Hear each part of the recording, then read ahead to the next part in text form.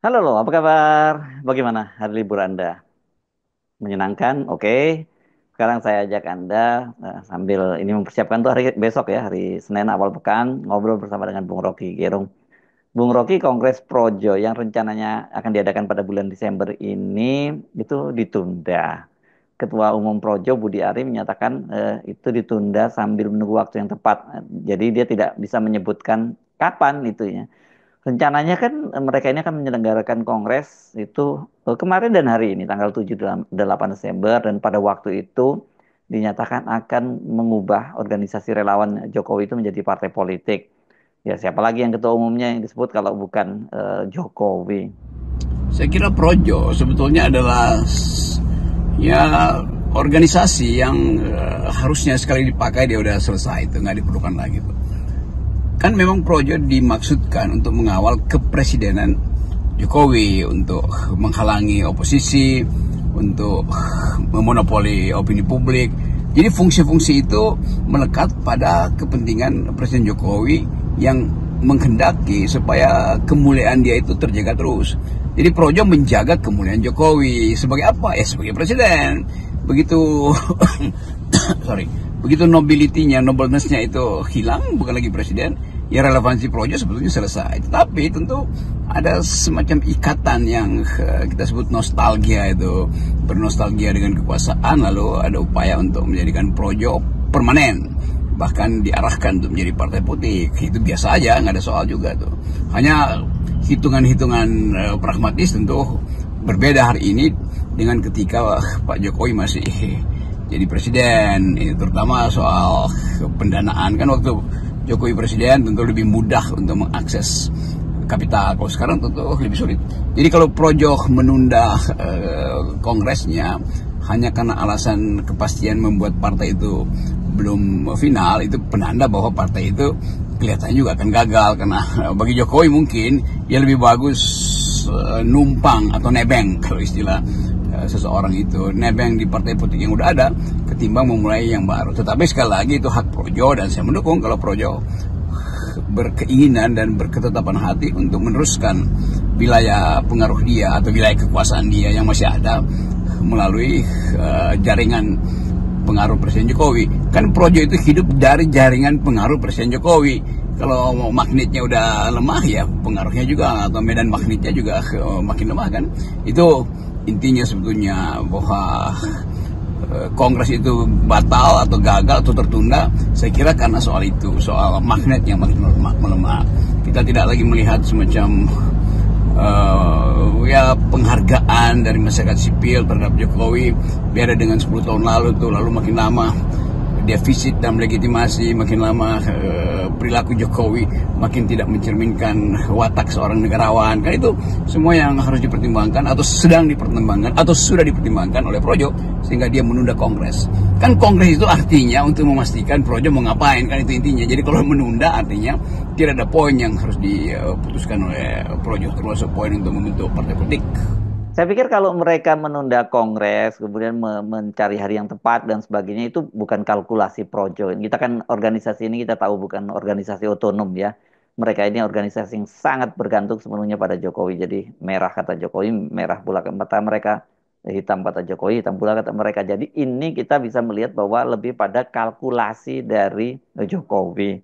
Ya, mengapa kemudian dia misalnya, apakah dia mempertimbangkan kalau terus membentuk partai apa untungnya, kalau tidak membentuk partai apa untungnya. Kan sekarang mereka ini maksud saya bukan mereka, kan sekarang ini Jokowi sudah punya satu partai PSI, tapi PSI berat lah ya untuk dikapitalisasi. Tapi ada juga pilihan-pilihan seperti Partai Golkar yang sudah diketuai oleh proksinya yakni Bahlil, dan ada juga Partai Gerindra yang saya kira pasti Pak Prabowo juga akan dengan senang hati kalau kemudian Pak Jokowi bergabung dengan Gerindra, asal jangan ngambil alih kekuasaan aja.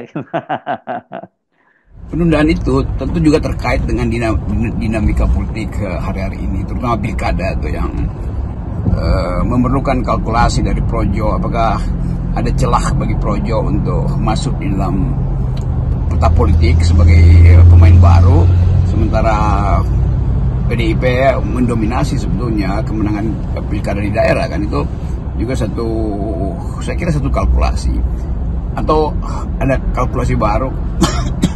sorry, karena Jokowi mungkin menghendaki untuk langsung pergi ke Golkar atau minta ditawar oleh Golkar atau pergi ke Gerindra.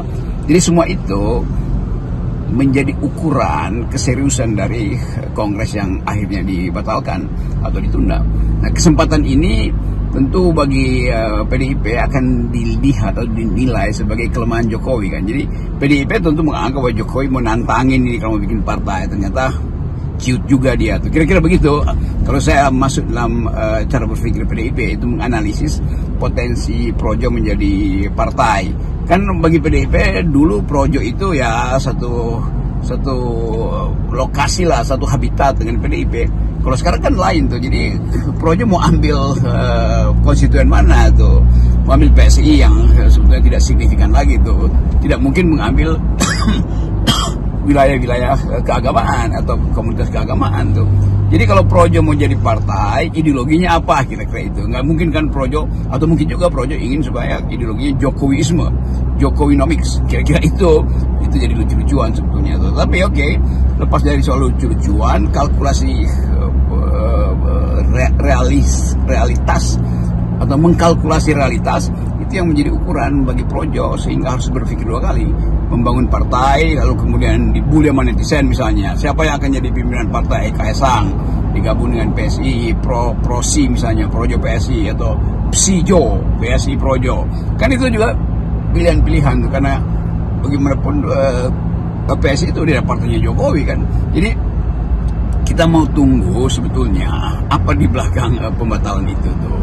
Menurut kalkulasi saya adalah kecemasan Projo sendiri untuk membayangkan kalau Projo itu setelah Kongres misalnya, atau secara apa namanya tadi itu rapat nasional itu tidak menghasilkan kesimpulan, ya publik kan bertanya ngapain ada Munas. Kalau Projo Munas menghasilkan kesimpulan membuat partai, lalu publik bertanya konstituennya dari mana. Jadi saya kira itu kegelisahan yang juga ada pada saudara Ketua Projo, saudara Budi Ari. Saya kira saudara Budi Ari punya kemampuan untuk menalar dengan cara yang seksama, walaupun tidak dalam tempo singkat-singkatnya. Oke, Bung Rocky, apa sih yang salah kalau kemudian Projo ini bermetamorfosa jadi parpol? Kalau tidak kan dia hanya berhenti menjadi relawan terus, dan belum tentu kemudian ada orang seperti Pak Jokowi gitu yang bisa mau memelihara mereka, kemudian mereka juga mau menjadi pengikutnya Pak Jokowi.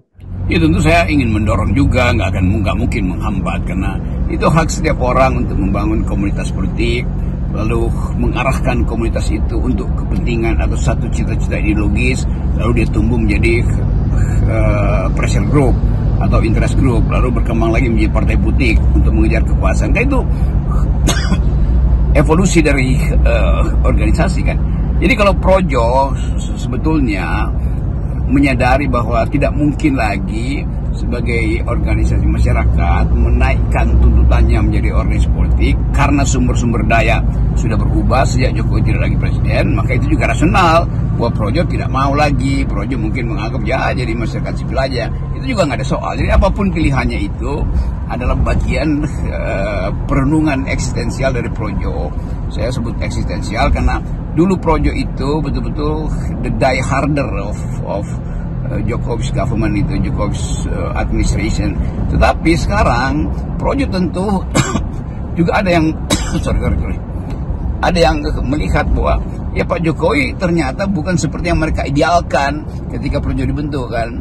Kan tetap orang lihat bahwa ya Jokowi ternyata adalah merusak demokrasi. Karena ada juga anak-anak Projo ini yang otaknya bagus itu, bukan otaknya bagus, artinya mampu untuk berpikir reflektif, itu dasarnya tuh, sehingga mereka mulai menganggap bahwa ya junjungan kita ternyata tidak semulia yang mereka bayangkan. Apakah itu bisa? Iya pasti bisa. Ada pikiran semacam itu. Bandingkan saja misalnya PDIP yang menjadikan Jokowi adalah kader utama.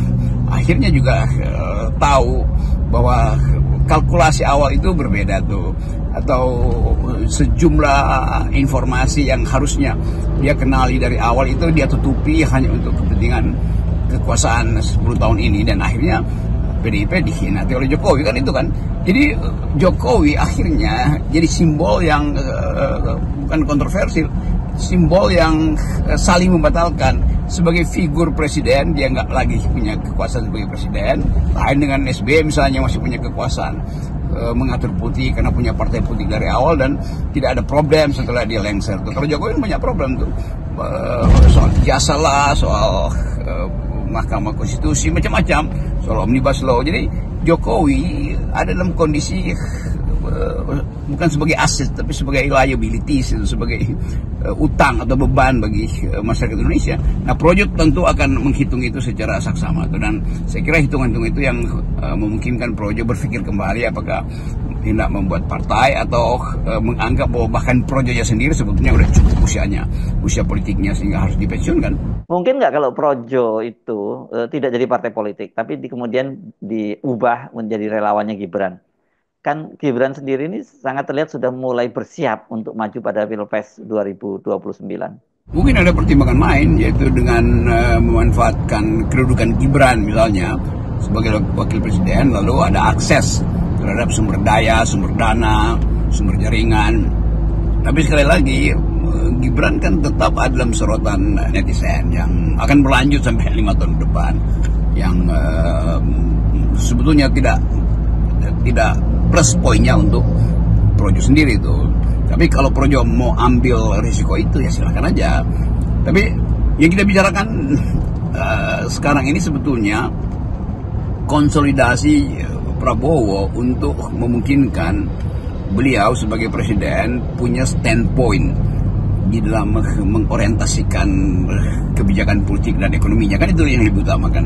Jadi kalau Projo mulai menghitung, tentu hitungannya juga termasuk apakah Gibran punya akses yang sangat sebetulnya lukratif, sangat berguna untuk dimanfaatkan oleh Projo, diangkat misalnya sebagai atau bahkan sebagai ketua partai, ya sudah angkat aja Gibran sebagai ketua partai kan. Tapi kalkulasi itu juga akhir-akhir ini atau hari-hari ini tidak cukup untuk memberi inspirasi pada Projo untuk membangun partai politik. Kan tetap ada oligarki yang mungkin menganggap ya udah saatnya lah kita berhenti menyumbang pada pemerintahan sebelumnya dan fokus pada pemerintahan sekarang. Kan itu sebetulnya watak dari politik oligarki kan. Nah, kita coba membaca itu.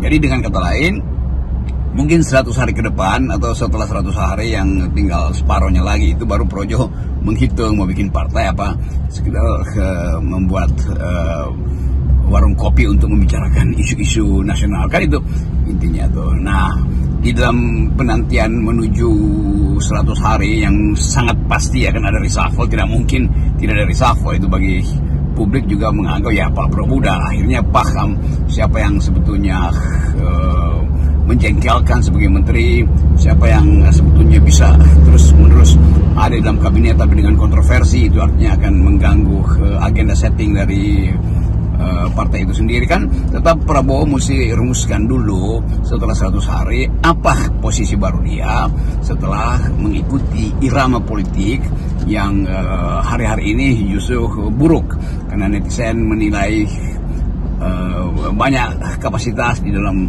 portofolio kabinet yang sebetulnya tidak mumpuni. Jadi itu mungkin pertimbangan kenapa Projo akhirnya menunda atau membatalkan Munas dia. Tapi sekali lagi FNN hanya menganalisis. Silahkan Projo mengambil keputusan sendiri. Dan setiap keputusan ada risikonya tuh. Dan setiap risiko harusnya sudah dihitung dari awal. Sekali lagi, salam akal sehat. Salam akal sehat.